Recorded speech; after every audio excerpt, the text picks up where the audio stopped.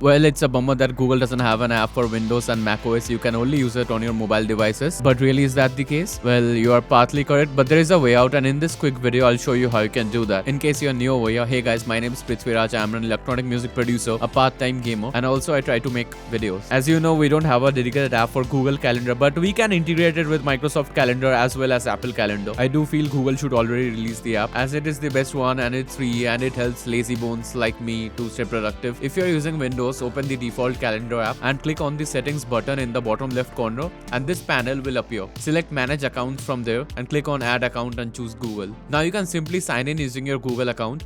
Once that's done, you will be able to see all the tasks and events you have created on Google Calendar straight inside your Windows Calendar app. You can add new tasks and events here itself, and it will sync across all the devices that have Google Calendar. If you are on Mac OS, then simply fire up the Apple Calendar app and click on Calendar and select accounts from the list. Select Google and sign into your Google account. When this window pops up, make sure you have Calendar selected in the list. And that's it. You will be able to see all the tasks and events you have added on Google Calendar straight inside your Apple Calendar. Just like on Windows Calendar, you can add new tasks and events here itself, and it will sync across all the devices that have Google Calendar. Click here to check out some of the best apps that might help you stay productive. Please smash the like button, and also please consider subscribing to my channel for more helpful videos just like this one. Hope you found this quick tutorial helpful, and thanks for watching, and I hope to see you guys in the next one. Have a great day, everyone.